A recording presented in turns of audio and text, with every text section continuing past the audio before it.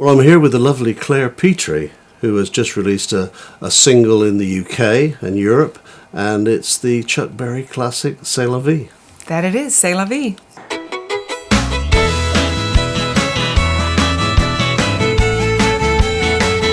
Good, well, welcome. And once again, nice to be in Nashville again, always, and talking to a new artist. And it's just come out this week in Europe, and it's part of a new album. That's correct. The album is called The One. Was a teenage wedding and the old folks wished them well. You could see that Pierre did truly love the mademoiselle. And now the young monsieur and madame have rung the chapel bell. C'est la vie, say the old folks, goes to show you never can tell. It's on Playback Records. I remember that label from a few years back. Jack Gale, same person? Yes, the one and only Jack Gale. That's true. Good. Well, tell me about yourself. Now, where did you come from?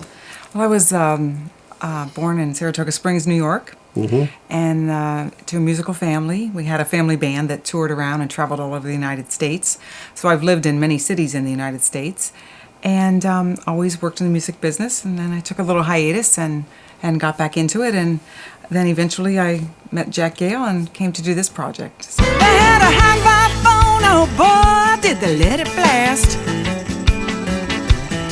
700 little records, all rock, country, rhythm, and jazz. Excellent. So are all the tracks covers? No, they're not. The Chuck Berry is a cover, obviously. C'est la vie with a new flavor and a flair. It's got a great Cajun feel to it. It's a real toe tapper, and we just really love that song a lot. And there's a couple writers from England on the CD. The One itself, the song was written by Tim Ambler and Celine Carroll. And also Fender and Golightly wrote a song in there called I Pretend. Yours truly wrote one of the songs on the album. Good. And then we have other writers from the United States, etc., and a nice compilation. Good. And when does the album come out? The album is out, I believe, next Sunday. Well, good. You must be looking forward to that. I am. It's very exciting. Yeah. So are you doing live dates? I am. I have several dates penciled in, just waiting for the final contracts on them coming up. I have an event in Florida where I live called Music Under the Stars, and I have my own band down there. So I'm looking forward to doing a lot of dates and hopefully adding some more within the next month or so, as soon as the record is released. Which is wonderful. So you're doing a full job now promoting the album? We are. Are you doing a radio tour as well? I plan to. I have been doing a little bit of that, and a lot of promotions. Good. And you obviously come to Nashville to record. Yes. But any thoughts of moving here? Well, if there was an advantage to doing that, I'd be happy to. I love the Nashville area, and I had considered moving here before. I have a lot of roots in Florida, and it's about a 2.5-hour flight, so the world is very small these days. But I would consider moving, somewhere in between, perhaps, if I was touring more. That might be a little more convenient than South Florida. Sure, and with the weather like it is up here, you want to stay in Florida. Well, the change is always nice. Yeah. I hear you've had some of the snow down in Florida as well, at the top end. Yeah, I heard about the few snowdrops up there. I'm not sure, but we had a good winter. It was a little chilly down there. Well, many years ago, I used to live in Homestead, Florida. Okay. South of me, yeah. Before it got blown away. Yeah. Well, you have the snow and ice, and we have the hurricanes. Well, there you go. Was there that Pierre was married to the lovely mademoiselle?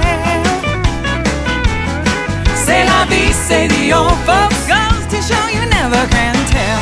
Yeah, so who have been your influences with country music? I mean, well, with country music, I think my mom was a big influence. She had a beautiful voice, and she played like classical piano, and she loved country music. She did a lot of she sang a lot of Anne Murray and crossover things like the Carpenters and Helen Reddy, and anyway, and my father sang a lot of. He had more of a Delta blues type voice. So my family was very influential in making me listen to all types of music, and I appreciate all types of music and all types of people. Myself personally, the classics, I met Tammy Wynette several times and opened for her, and I loved the tear in her voice. I like a lot of new people as well, from Carrie Underwood and lots of singers. I listen to a lot of rhythm and blues myself as well. So I think I bring a lot of different types of influences, like everyone brings their own combination of unique styles, but country music really fits my voice and I think my style as a person. Have you had previous albums released?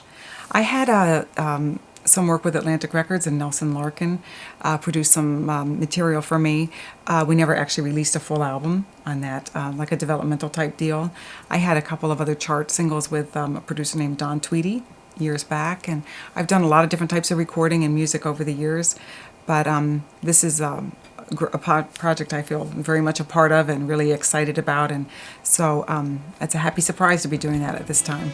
We're talking about releasing in Europe, and if that takes off over there, is it an area you'd like to go and play? I've been saving myself to just get over there. I've never been to Europe, and I would really look forward to that. I see that in my near future. It's the plane ride. It's the plane ride. Yeah, just have But to. I'm going to do it. You just have to think for 8 hours about something else. I do, and I'll work on that. No coffee, that'll help me. But I had a lot of opportunities earlier in my life to do that very trip, and I passed on it. So you live and learn, and now I have an opportunity. I'm going to take it this time. Second time round, and let's wish you all the best. And Thank you. we look forward to seeing you over there, and All right. great success for here in the United States and wherever else the music's released. Thank you very much. Goes to show you never can tell.